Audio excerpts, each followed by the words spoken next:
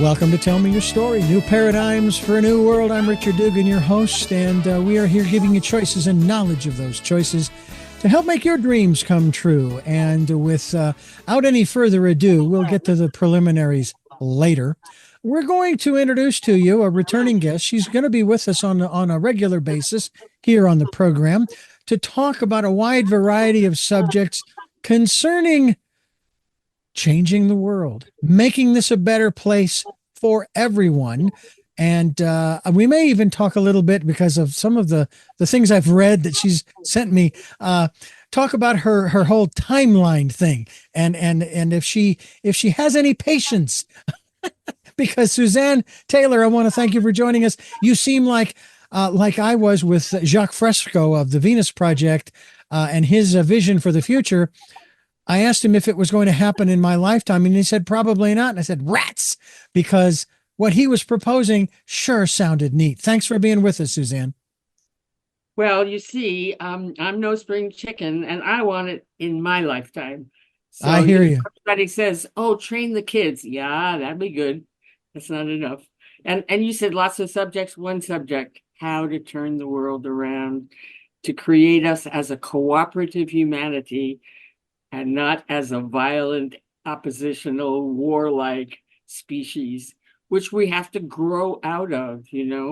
It's been a process, and we're our bodies are pretty fully in this evolutionary deal, but our understanding, our interior reality, is still has a ways to go, and the ways to go is to get us to be a beautiful community of humanity, making this a lovely world. I mean, crazy that we're not doing that, Yeah. but understandable in terms of evolution. Right. We're But just not all there yet. yeah, but we're not talking about the word that often comes up.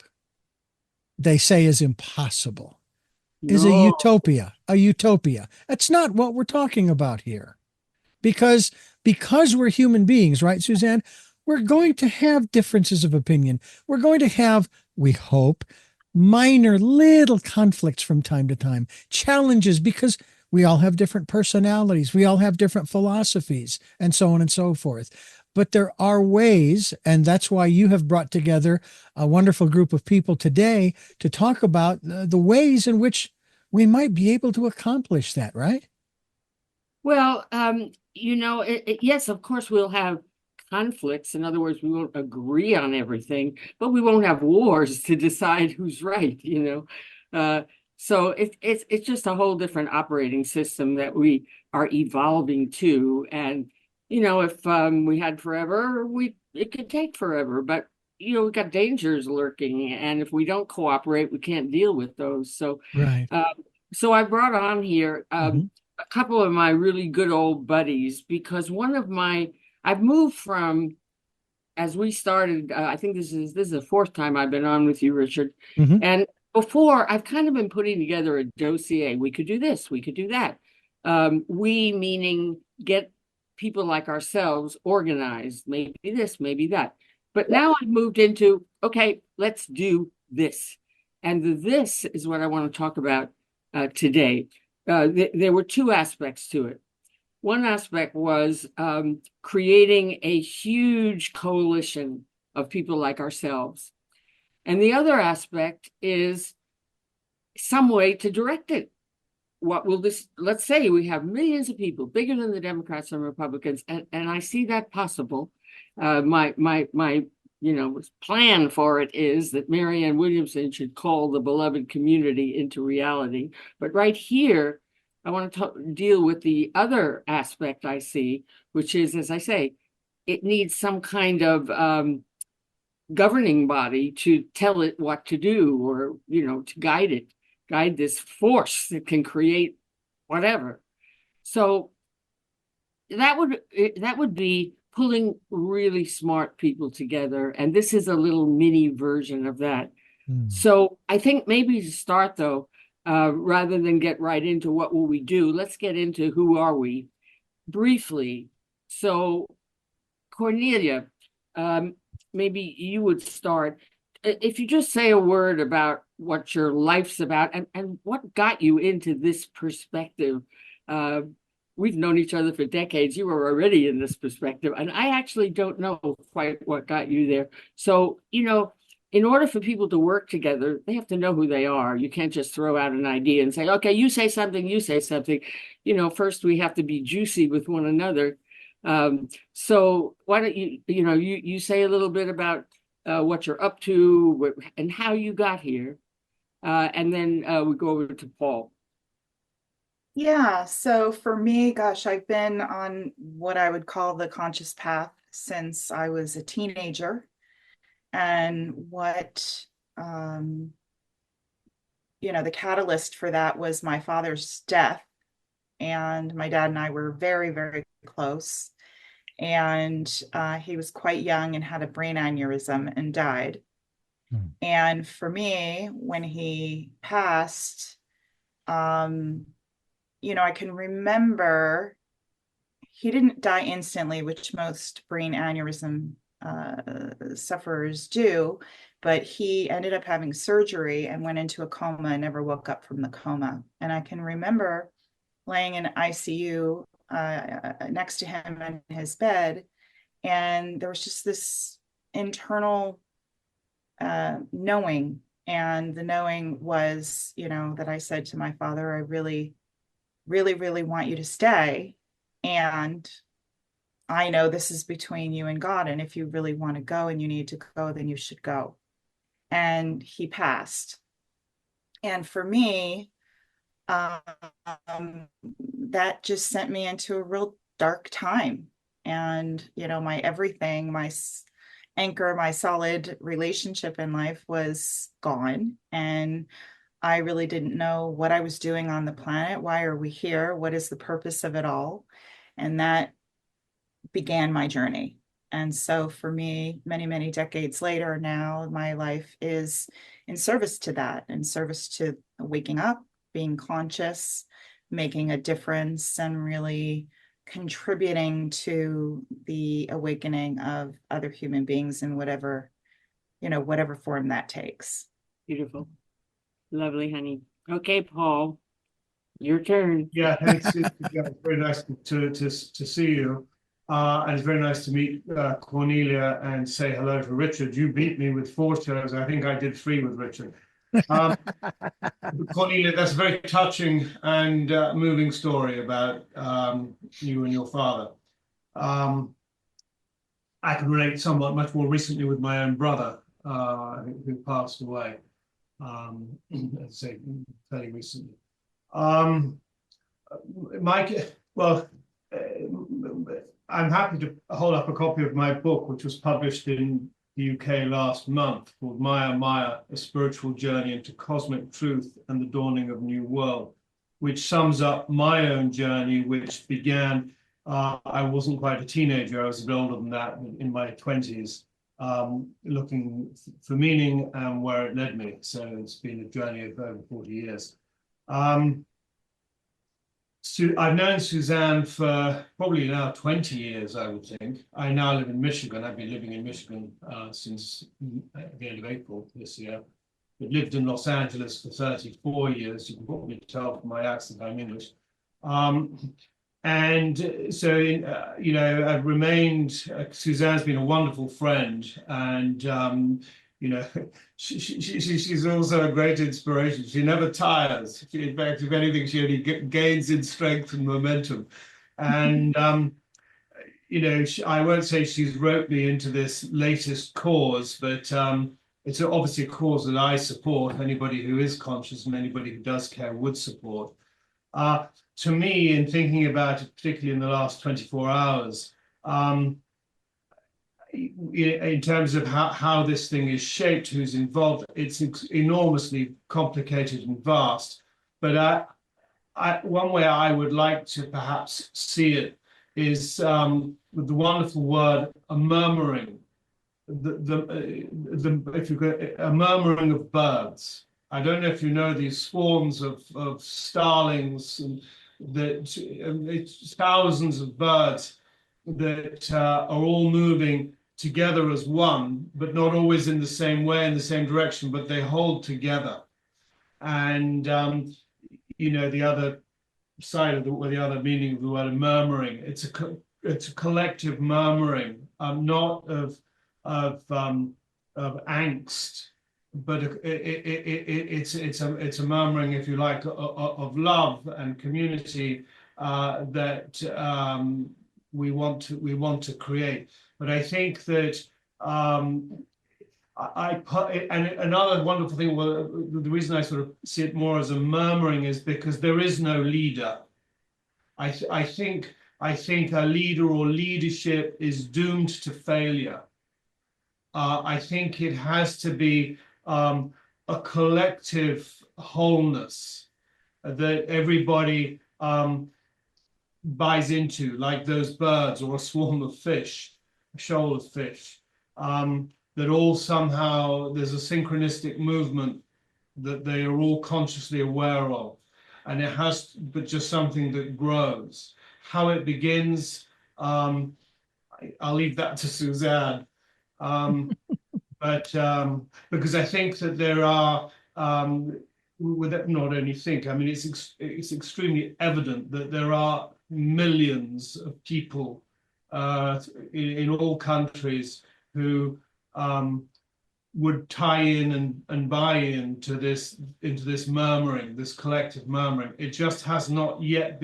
Right now, it's starlings or birds in their own small little pockets, and it hasn't developed into a global conscious movement. But I think I agree totally with Suzanne. It is something to be tapped into. But I think that one very important tenet, I think there probably need to be certain principles, but those principles I would assume are almost givens. They're given. That the word is cooperation. We need to cooperate together. Cooperation will save us. And it's, I guess, one of the last thing very briefly, by way of introductory statement. I live in a swing state. I know it's a swing state because I cycle around every morning and I see as many Trump signs as I see for Harris and Walls. That's Michigan. But I've also seen another statement which is called Wu-Tang. I don't know if you've come across Wu-Tang. I had to look it up myself. Wu-Tang is that holding together. And I might have got this a little bit wrong, but I think in principle, the Wu-Tang is holding together is more important than dividing us apart. And some people have in their front yards, Wu-Tang is forever. So I have a question for the three of you, and it's primarily because you brought this up, Paul. And no, it is not a political question by any means, but it is a fundamental question, I think. And I'm curious, as we, four, are very, very much interested in raising the consciousness of our families, our cities, states, nations, the world, to a place where we can have that kind of living, where we're not surviving anymore, we're thriving. There is, of course, in this country, a document that starts out with "We the People" and ends with basically we establish this for, and in this case, rather than the United States of America, it's for all people. We establish this.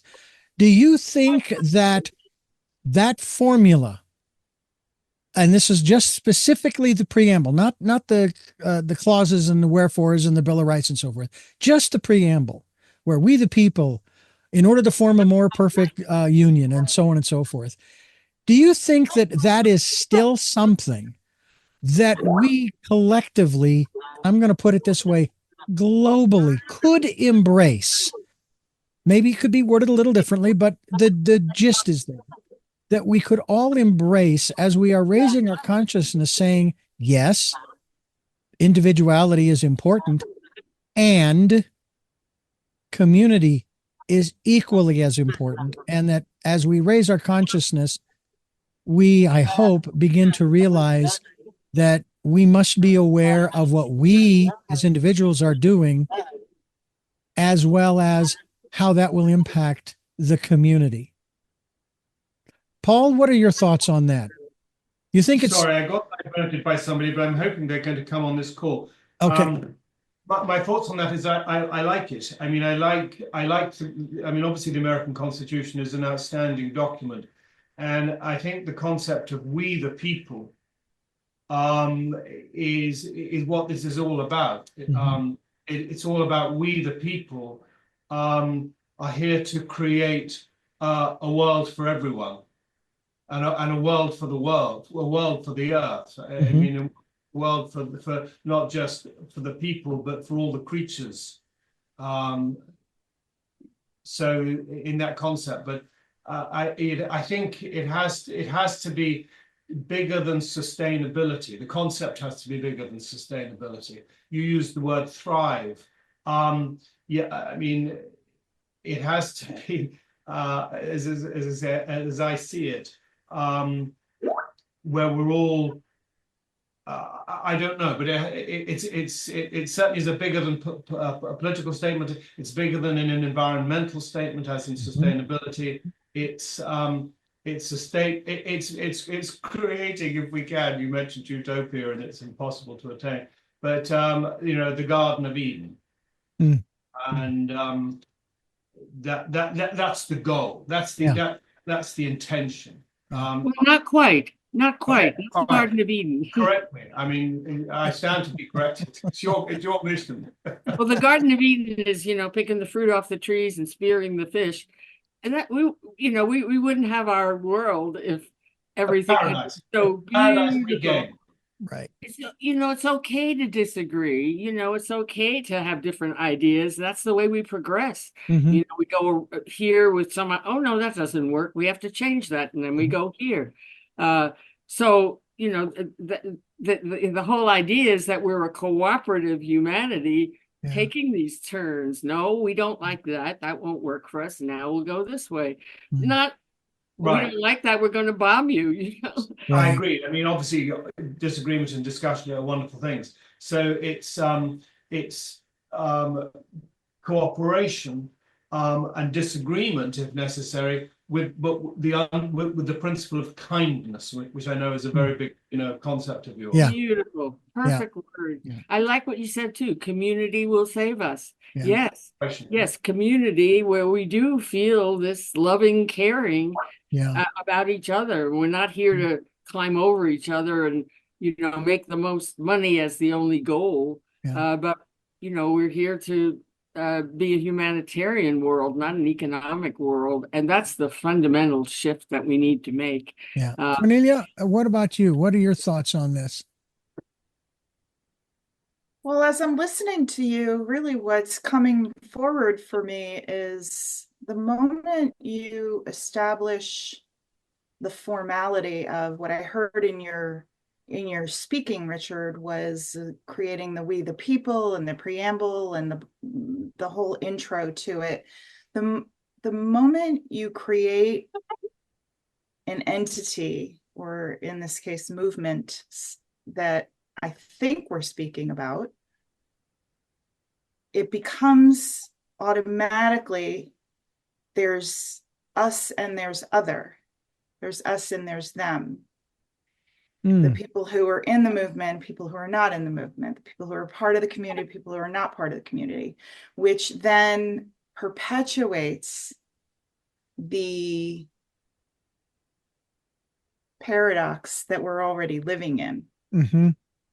Because then it just becomes another us and them. So I'm in this as I said to Suzanne, this is an experiment, this is an inquiry. But when you're speaking that's automatically where I go. The moment you define something that we are, then all of a sudden there is the opening for who's not or what's not. And that continues separation, which is what has created the world that we're in today. So I guess what we need to do is we need to come to the understanding that whatever we do create is not for a select few. It is for everybody, all 8.5 billion human beings that exist on this planet. One of the interesting, I call it dichotomies, that I find so interesting, and I have for the last 40, 50 years, is this whole aspect, the terminology that's used of exporting democracy. And I look at us and I look at where we want to export it, and I'm going, please don't do that, because we have enough issues we're dealing with, and we don't need to put that on them. Let them figure it out for themselves, whatever the country it is, whatever the community it is. I think of the indigenous peoples who live in the rainforest, for example, or in the jungles of Central and South America, who don't have Zoom and technology, and they're doing just fine. They're living their lives. They're doing the things that they do, and they don't have the kind of conflicts that we seem to have. And this whole aspect, and of course, what comes to mind is the old Star Trek thing of the Prime Directive, non-interference. And yet, at the same time, if someone asks for help, then we're there to help, especially in times of, let's say, disasters like the hurricanes that we've had on the East Coast and the fires that we've had over here on the West Coast. So I guess it really does come down to, we have to come to a consensus of understanding that this is for everybody, but it has to be also respecting the respective community. I guess they put it this way, the community and the way it lives and thrives, and is doing just fine, and saying, look, we'd love for you to join us, but we're not asking you to give up your way of life per se. Do you think that's even possible to do? Because again, we have enough trouble getting two people to agree on something, and then they end up divorcing, or they end up estranged siblings, or they take up arms one against the other, that kind of thing. So what are your thoughts? Is that even possible? And yet we got 8.5 billion people, and how are we even going to accomplish that? Well, let's go back to my premise Go of for it. this switch from all the things that we might do to what we can, Okay. Let's do this. And the let's do this, which I'd like us to talk about, is this idea of the beloved community. I'd never thought about, Cornelia, the fact that if you create something, there's an opposition, because the principles of this wouldn't be about that. It wouldn't be about being against others. It would be an invitation for everyone to be part of something that's just based on caring. I don't know that you'd bring up that kind of, because that oppositional world is one we're coming from, and what we're looking to do is create one that's not like that. And so how would we do that? Oh my God, what a question. But then what it occurred to me, on Martin Luther King Day, Marianne Williamson did this talk about him, and heaven knows we appreciate that heritage legacy that he left us, and that one of his main points was the need for, or the recognition of, or the expansion of the beloved community. But he wasn't talking about getting signatures. He was talking about the world as the beloved community, calling for it right on. And I'm saying, well, how's about we actually create it? And it wouldn't be that Marianne Williamson would be the boss of it. And again, this is what would be the boss of it, some kind of smart people coming together to figure out what this massive force that had been created could turn itself to. And I just picture Marianne as the one who calls it into being. She's got the kind of legacy and heritage and history of poor Marianne. They didn't understand her in this presidential campaign. She was so far beyond the repressive kind of world we live in, into being so tuned into the possibility of where we could be. But she planted a lot of good seeds, and she got me activated to think, well, how about we really do this? So what do you think about the way I would see it is Marianne would get serious and say, okay, if we create a massive force, um,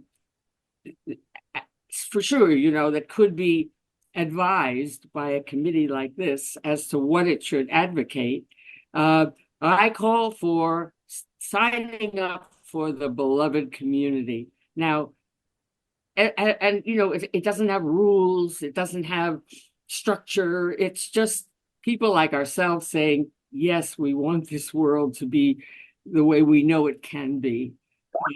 For people who do know that, and then we'll tune in the rest of the world. So I throw out to you, to all of you, what are your thoughts about that? I mean, that's kind of the main focus of, why I wanted us to come together here. So what I ultimately hear is what you're speaking to, Suzanne, then is really a movement of some kind. Mm-hmm. A movement with a greater purpose and intention and opportunity for people to step into it and really live the essence of what we say we're about. That's well, no, I'm thinking these are people who already are tuned into that, coming together to exert some influence in the world, because right now it's all gadflies. All the smart people are individuals poking away at smarter ways to do, their ideas. But nobody's, created a union, a force. I like that murmuring bird thing. It's almost, I think I love those murmurings where those huge birds, so beautiful, turn with no leadership, whatever. Right. And in a way, it's kind of like it would be if we were in that evolved place. We would operate by cooperating cooperating for life, for existence. So it's a beautiful image, actually. I like that a lot. What do you think about it? Marianne said she won't, I know Marianne from a long time, so we chat. And she said, no, she would have to be drafted. It would have to be some kind of consensus or something. She's not going to impose herself. Say, okay, now we create the beloved community. So I said, well, let me try and create some movement where you're drafted. I think it's very important that it is devoid of figurehead, period. But it has to come into existence, and she's kind of the likely one to call for it, not to lead it.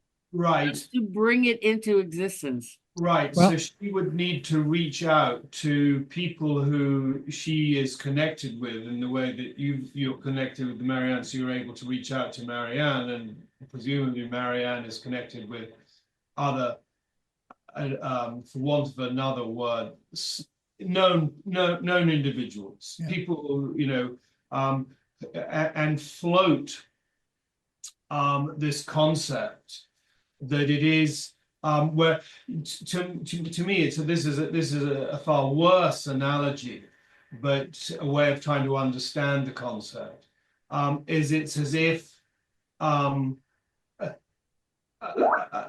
nuclear bombs have gone off around the world, and we are now a human species in complete survival mode. Forget your Kardashians, or forget the internet, or forget everything. We are now all reduced to be what we've got one thing in common. We are human beings. Nobody's wearing any hat. We are a species in survival, and it induces in us, or some of us, hopefully, this sense of mutual support, mutual cooperation, coming together, and so it's that sort of because as you put it, Suzanne, we are in survival mode, or we're very close to being in survival mode. I listened on the radio coming home from the Aetherius Society in the car just now, and I think it was the head of the United Nations who was saying humanity is walking a tightrope. We're walking a tightrope. Fortunately, the tightrope hasn't yet snapped. But so it needs to be a community of humanity that literally we the people. Because I think the very concept of Marianne Williamson, God bless Marianne Williamson, but would be as off-putting to probably more people than it would be conducive for them to want to sign up. As soon as you, so she would need to operate in the background. All of these people would need to operate in the background. I say this because, to my mind, for it to be able to catch on and have success, there is a process, a formula, so to speak, or forum that's been created since I think the mid 1800s. I myself was a member of this organization, this group of people, for about a year and a half back in the mid 90s. And they had this beautiful concept of these at different levels of society, these councils of 9. And when you became a member of this council, you did not run for the office, if you will, office 1, 2, 3, 4, 5, 6, 7, 8, 9. You lived your life, and the people observed you throughout the year as you participated in community activities and so forth. And they would say, you know what, I want Suzanne. I want her to be in position 1. And then they'd vote. And this was a non-campaigning kind of situation. And 9 people would be selected. Now, part of the agreement is if you accept the post, and you don't have to, but it is, number one, that when you sit down at the table with these other 8, and somebody comes in and says, I have a problem, and they present the problem, and the 9 tell this person, okay, we will take it under advisement, and we will call you when we have an idea for you, a solution. Now, it's not going to be in concrete because we don't know 100% if it's going to work, but we're going to give it our best shot. So the person goes, they talk about it. So as they're discussing it and they place their individual ideas on the table, Suzanne places hers. The moment she places her idea on the table, it's not hers anymore. It is now the collective 9's idea. Now, each one may come up with a different solution for this person. Then this person would come back and say, okay, I hear you have a solution for me, or you have at least an idea of what I might do about this issue I'm dealing with. Well, the vote could be split 5-4 and so forth, could be unanimous. But if it is split, those who are in the minority, once the vote has been taken and the decision has been made, those in the minority acquiesce and say, this is our decision as the council. The ego is taken out of it. The person comes in, they give them the idea, they go off. And remember, if this doesn't work for you, come back and we'll revisit it. But Richard, This concept comes from the Baha'i faith. And they also have a council all the way up to the International House of Justice that is in Haifa, Israel. And this is the way that they deal with the issues within their community specifically. There is no ego involved. There's no personality in that regard. You choose to be a part of this community. And I know this may sound a little harsh, but we have a lifeboat that'll hold 8,500,000,000 people. But we cannot take the old ideas with us because Einstein was very clear. You can't solve the problem with the same consciousness that created it. And that is not saying you can't come. Said that. I'm sorry? According to Suzanne, he never actually said that. Isn't that right? Okay, well, that's a whole other thing. Isn't it funny that it's so popular? It's one of the popular quotes ever. And he never said that. But I don't care. Yes. Beautiful quote. I don't think there can be, I wouldn't even have a council. And I certainly wouldn't have any voting.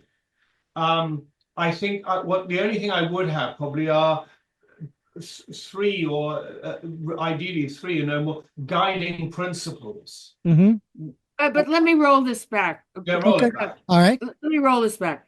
What you're talking about, Richard, and what you're now commenting on, Paul, is a very good thing to be deliberating about, but it's next. It's not now. Okay. First, there's some union of all of, look, we're in trouble. That takes a long time to establish systems that go into all the little places where we have ways to put ourselves together. And that will be the topic to deal with once we have a kind of force that is primary. As I say, we're all gadflies now. There's no union, there's no organization, there's no power behind the ideas that we have, which are the life-giving ideas. And so I want to go back to the thing I find the most promising is that idea of the beloved community, because of Martin Luther King, because Marianne's very articulate and she's been on that herself, that she could be now, if she instigated that, maybe it wouldn't be, okay, tomorrow she's going to instigate that. No. Okay, Marianne, let's see. How about instigating that? We could pull together a long list of people who would be supportive of that. So it comes out with Marianne being the caller. Somebody needs to say something, you know, and all these other celebrities, people we respect, are there because they've already agreed that's a good idea, you know. So Marianne doesn't own it or boss it, but she's just a flagpole, you know, that we rally around. So can we talk about that as a way? Because I say I'm moving from all the ideas about how things should be to let's do something very specific that we can do quickly. One would not rally around, and it's nothing personal against Marianne Williamson for a moment. But how would you do it, Paul? Because that's my topic. How do we create a force out of all of us people ready? We're ready, but we're all isolated. How do we put ourselves together? It's an understanding. It's an understanding. Yes. That we are here for the collective or the beloved community, if that's what you want it to be called. But it works only because we have heritage with Martin Luther King. You know, you build on things. You don't need that heritage because it's bigger than any Martin Luther King, God bless him. All right, well, tell me how you make it happen. It doesn't have to be called that. I just thought that was a good idea. It's humanity. It's one global humanity in which no one is on a pedestal any step higher or below anybody else. Okay, tell me how we get it. You get it. Okay. No, how do we get it? It's a question. Okay, so we get it by and the guiding principles. I don't know what this noise is. I do know it's Skype, and I don't know where it's coming from, but I can't. So I get this thing coming. It needs. I mean, because in order to understand, we need to understand it before we can create it, I would think. So there are guiding principles, one of which is that we are here above all to survive, to embrace life. We're here to embrace life.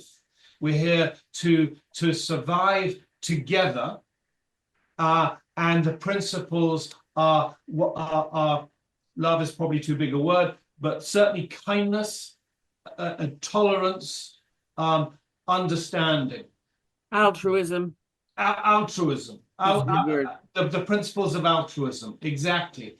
And so it's that kind of, do we want to buy into it and create, which would create a force? You know, one bird starts flying, another bird joins it, 4, 5, 6 more join it, then 20 join it, and becomes a movement that's doing a dance in the sky for joy, for celebration, for life.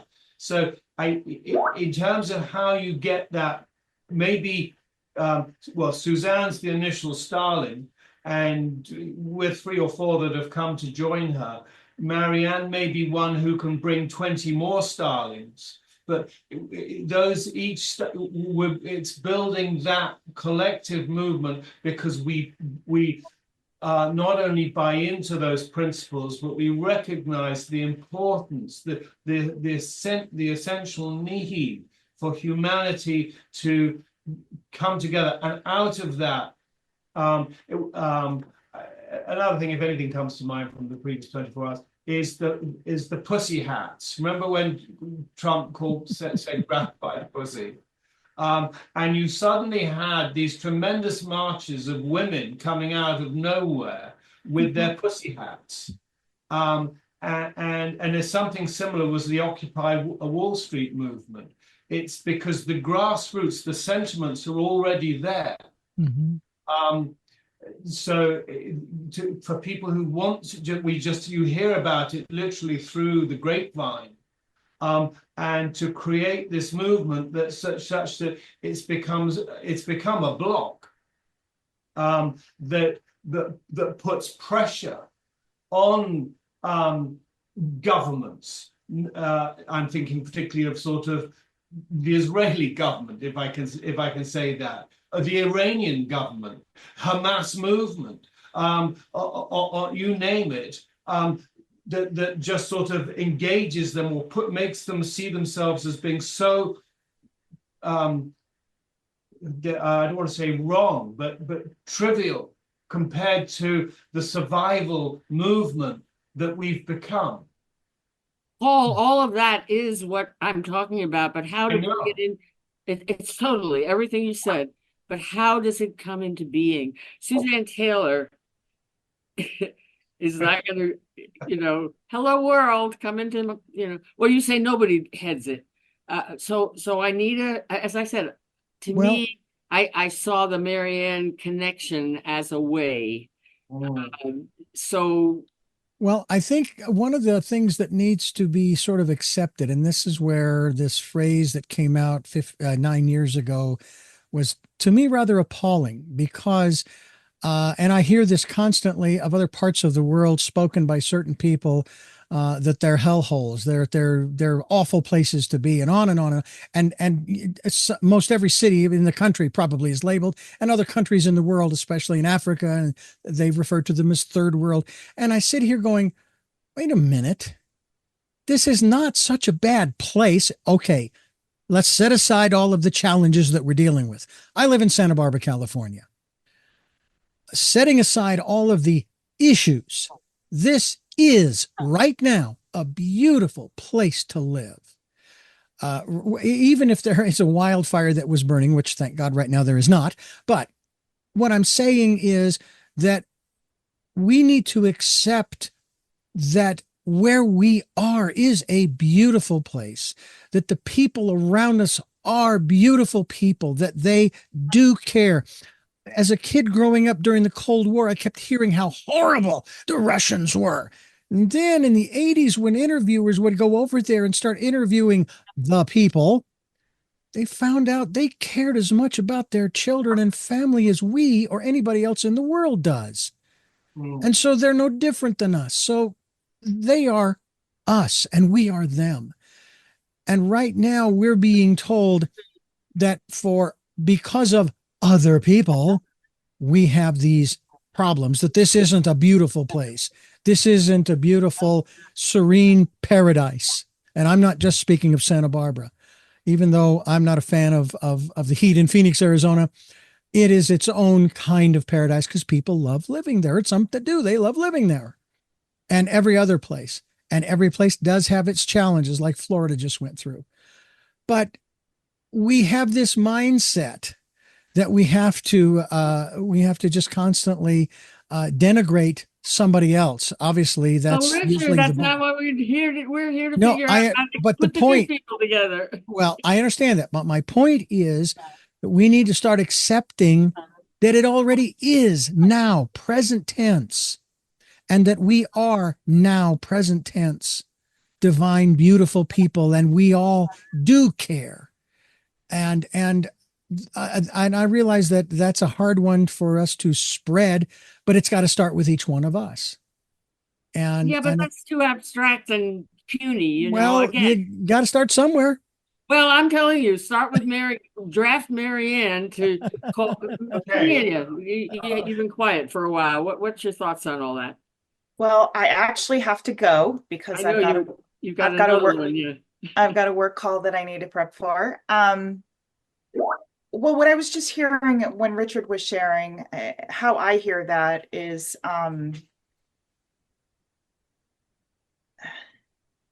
if we're coming from a paradigm of something's really wrong and it needs to be fixed, then we're just designing a new Band-Aid. If we're coming from a place of acceptance or tolerance, acceptance probably, Mhm. and then we can choose to get some altitude, look at it from the aerial view. Mhm. This is how it is. This is what's occurring, and creating from there. What we create is not trying to fix something.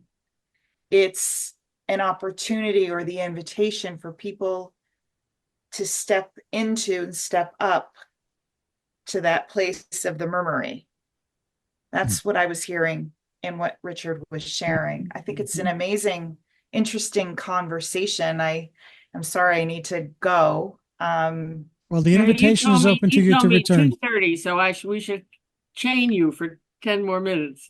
Well, I've got a call that starts at 2:30, and I've got time you're on. So. Yeah, I've got to prepare for it. So well, we thank you for being a part of this, and we look forward to having you back again. Yeah, well, wait a minute, Cornelia. Just give me a high five about this. How to bring it into being, and what's your thought about Marianne, which is just my, presenting idea here. Well, I agree with you that somebody needs to hold the flag and bring it into existence. Whether that's Marianne or not, I don't know. There's, she has so many people that love her and support her and really stand with her in all that she is up to. Yeah, she brings a big community with her already. She does. I would just not want her to be, for it to be diminished because people have their opinions and points of view about her, that it then becomes, oh, that's Marianne Williamson's new movement or new gig. Yeah. And I think that defeats what we're talking about in the first place. It would not be identified as the Marianne Project. It would just be, she starts the ball rolling. And as you were all talking and you're objecting to her individual, I'm thinking, well, maybe first of all, get her on board. And then maybe there's an initial group of people who are, George Clooney and Oprah and while Cornelia is still on the call. I agree with you, but I think that if Marianne does it, Marianne needs to do it anonymously in terms of reach, because one of the things about these starlings is they all look alike. Marianne is a bird. We're all birds. We're all equal birds. Our feathers are exactly the same. Birds and feathers flock together. But people who associate with this movement, this growing movement, will flock to it and move with it, and it'll grow organically. Flock to it. Isn't that a good word? Flock. But as soon as whoever it is, there is no single human being, including Martin Luther King Jr. Immediately you put a name to it, you're going to disaffect others. It has to be humanity. It's humanity where we are literally all one. And this game of celebrity that we play doesn't exist in this new world. Yes, but it works for reaching. Anyway, I'm nervous about Cornelia now. I've got to go, you Oh, guys. I don't wanna- Thank you. Yeah, I want to chain you. bye. Well, we're talking here on this program. It's called Tell Me Your Story, about what I have made reference to many, many times over the years, 17 to be exact, about wanting to change the world, looking for those new ways of living because the old ways don't work. Just look around you. They don't work. And so we need to find those new ways, and we need to find those new ways of living together. An individual, yes, plays a great role in that process, as of course is iterated in the preamble of the Constitution. We the people, we are the ones as a collectively as well as individuals who are the ones that have the power, if you will. But this isn't about power. This is about change. And I know, Suzanne, that you are looking for some definitive answer to your question. How do we do this? And I think that it's not something, I don't believe that it is something that will have a defined beginning moment, at least collectively as a community. It has to start on an individual level. I've said this many times that when I post these programs, these podcasts and videocasts, though I might mention every once in a while, hey, X number of people have been listening over the last 18 years. Wow, that's pretty good. I don't care about the numbers. People have said, you need to monetize your thing. But I don't want a barrier between the listener and the ideas, the information, and that each person is open to taking from what we call the smorgasbord of ideas, what resonates with them. And then hopefully they'll come back after partaking of that, after having been affected or impressed or inspired by it, will then consider something else. They'll say, hey, I didn't like that over there before, but that sounds pretty neat. I may try that. And it's like they do that, and then another person does it, and another person, and it begins to grow, but there's no name that is behind it. It's not me. It's all of my guests. There's no one person who is responsible for me and where I'm at. Thousands of people, if you will, are responsible. I give them all credit. Even but my premise, Richard, is that something has to spark it. Yes. I agree with everything. And that's what I'm talking about. That's what has to spark it. It's an individual spark that begins to grow, just like you just talked about the birds. And see, maybe one or two birds will get up there and then others will follow. But once it gets moving, there's no real leader. And a matter of fact, I don't know that they've actually been able to figure out how it is that they can fly like that in the kind of unison that they do. It's amazing. It's spectacular. That's what we've got to become. I'm sorry? Closing remarks, Suzanne, can I have some brief closing remarks? Mm-hmm. Well, I want to say something too about an idea I have. Go ahead. So last, and that is when you say change, Richard, you use the word change.